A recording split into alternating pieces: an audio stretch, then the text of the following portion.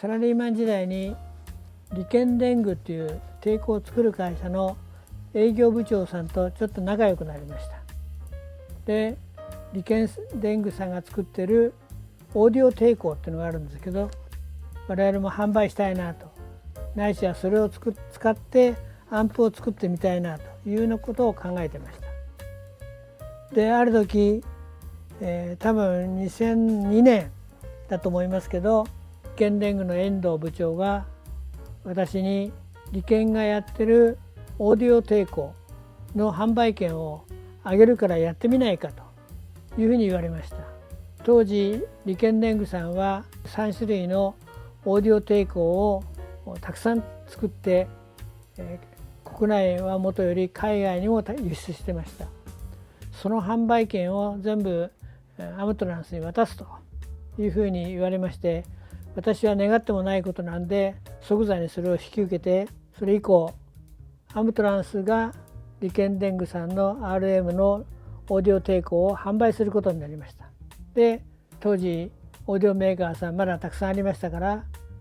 デノンさんだとかマランさんだとかソニーさんだとかヤマハさんだとかパイオニアさんだとかいろんなところに出してましたし、輸出をしてましたので、私のところからイタリアだとかあちこちの国にも輸出しました。で、その商売はもうお客さんはたくさんいて、すでにマーケットもきちんとあって、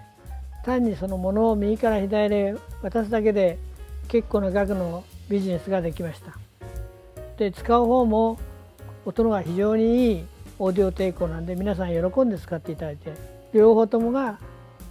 ウィンウィンの関係でビジネスができたわけです。ところがそれを始めてから数年後にですね、理研電具の社長さんがこう宣言しました。製造はもう儲からないからやめたいというふうにおっしゃって、オーディオテークもそれから3年後に結局全部やめることになったわけです。で、私はどうしたかというと、各ユーザーさんもソニーはじめパイオニア、デノン、マナンツあちこち行って、申し訳ありませんけどこれはもう終わりになりますから、なんとかラストバイをしていただいてしばらく延命してくださいというふうにお願いにあちこち回りました。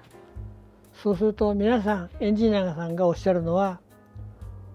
なんとかしろ、代替電を持ってこいということを盛んにおっしゃって、ともかく非常に強く代替なり新しいものを探すなりして、ともかく持ってこいということを盛んにおっしゃいました。これは音質抵抗っていうのは、音の抵抗というのは非常に難しくて、簡単に真似したものができるわけないわけです。そこではたと困ったんですけど、無謀にもよし、じゃあそれをチャレンジしてみようかなと、自分で作ってみようかなというふうに思いました。で、作るといってもテークを作る会社に委託をして何かを開発しなくちゃいけないわけですけど、そこでテークというと稲谷っていうところが、昔は百数十件のテークメーカーがあったんですけど、2004年に調べ始めた時にはもう20数件に減ってました。で、皆さんもうテークは斜陽産業だから新しいものなんか作りたくないということをおっしゃって、動いてくれません。ですが一社だけが手伝ってもいいよということをおっしゃっていただいて、そこを起点にして新しいテークを開発しようということで開発に臨みました。で、そこの工場長、社長さんと話をしながら、なんとか理研電具のテークに近づけるようなものを作ろうということでいろいろ試行錯誤しました。半年ぐらい経ってようやっとメーカーさんのエンジニアもよし、これだったらいいだろうというようなものが出来上がって、それを製品化して各メーカーさんに納めるようになりました。それが私が製造業に入る一つのきっかけになりました。最初はですからファブレスで工場なしでそこに委託して作るということで、1年間ずっとやって、1年後にはまあまあ皆さんたくさん買うようになったんで、ビジネスもどんどん上向いてきました。ところが今度はそこの会社の社長さんが、12月24日ですけど電話をくれまして、実は工場をもう閉じたいと、会社を辞めたいというふうにおっしゃってきました。そこで慌てて、当時の会社の専務と2人で伊那に駆けつけて、寒い部屋で話をしました。もったいないから何とか続けませんかということを申し上げたけど、社長は頑としてもう辞めるということをおっしゃいました。そこでまた窮地に追いやられてどうしようかなと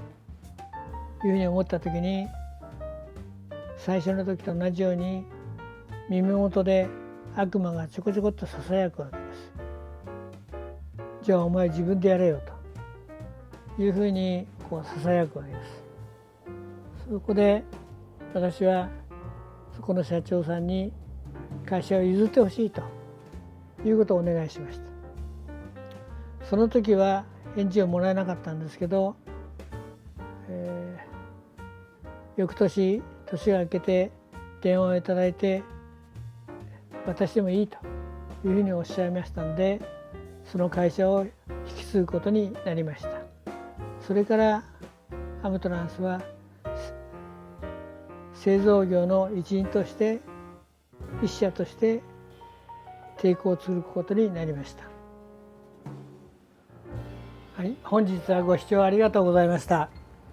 ぜひグッドボタンを押していただければ幸いです。それからまたチャンネル登録もよろしくお願いいたします。